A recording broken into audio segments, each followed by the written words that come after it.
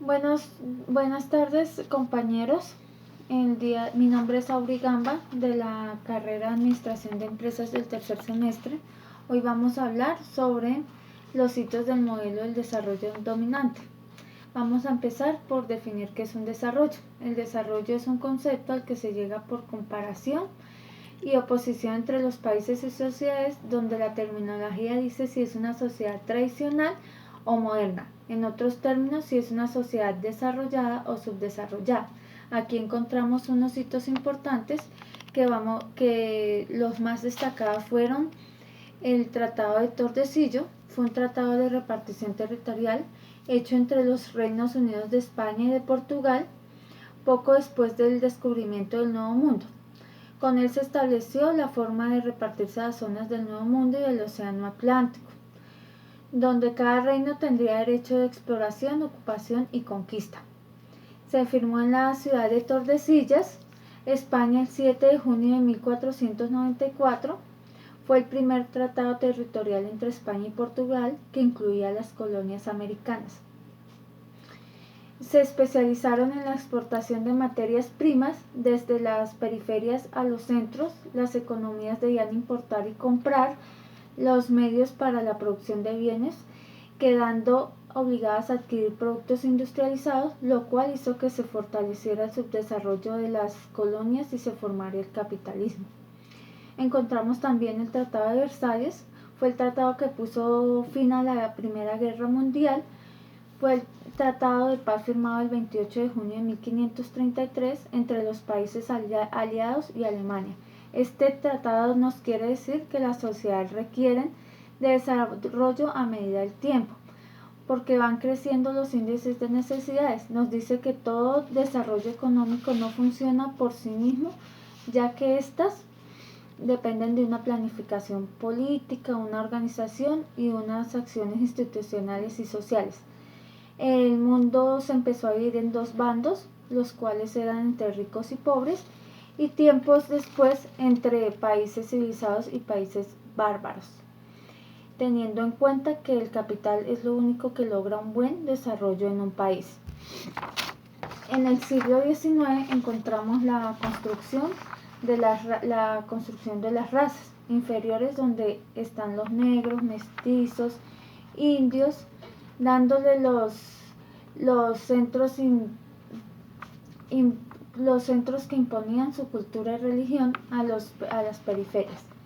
Antes de la Segunda Guerra Mundial, el gran poder de Europa se termina y Estados Unidos y la Unión Soviética pasan a ser superpotencias. Dada a esta guerra se promueve la reconstrucción de Europa y se reactiva la economía mundial. En 1949 llega a la presidencia el señor Truman, donde este aplica la era del desarrollo, donde aplica dos puntos importantes: la diferencia entre desarrollo y subdesarrollo, y el otro que nos dice que los países, cuando están en la vía de desarrollo, deben exigirse para alcanzar un desarrollo total. Desde 1970 los países desarrollados se comprometieron a asignar un porcentaje de su PIB para ayudar al desarrollo de los países pobres, pero esto nunca se ha cumplido, ya que solo el aporte de Estados Unidos alcanzó a llegar al 0.33%. En promedio nunca se llegó al 0.7%. Tenemos el circuito de la escasez. Este funciona sobre la aplicación de un circuito cerrado conformado por cuatro fenómenos. El primero resulta en asegurar la apropiación privada de todos los recursos que puedan resultar rentables a cualquier agente del mercado, que tenga suficiente capital. Esto quiere decir que ningún mercado puede quedar por fuera, que todo puede ser apropiado y privatizado por quien tenga un capital. El segundo nos habla sobre los bienes y servicios. Estos bienes y servicios se privatizan. Esto quiere decir que dejan de ser bienes públicos a los que las personas pueden acceder. Por ejemplo, si el agua se privatiza, este recurso queda atrapado en la lógica de rentabilidad, deja de ser público y su acceso deja de ser un derecho de ciudadanos y se convierte en una mercancía.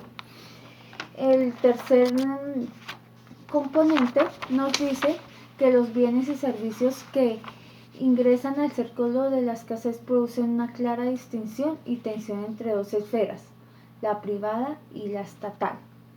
La cuarta nos habla sobre la apropiación de los bienes y servicios. Esto quiere decir que quien más acumula capital, mayor capacidad económica tendrá para apropiarse de más recursos y consolidar monopolios que amplíen el circuito de escasez.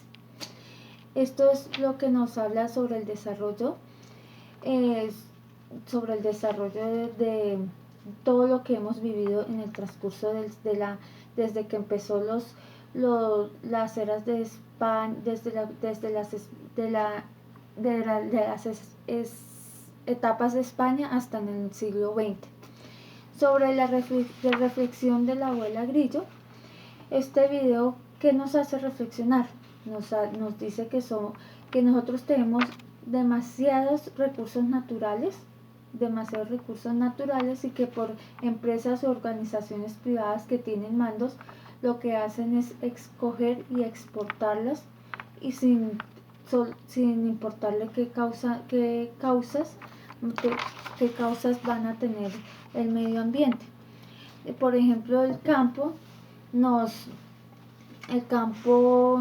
vemos que el campo nos provee variedad de recursos y nosotros las desperdiciamos haciendo mal uso de ellos.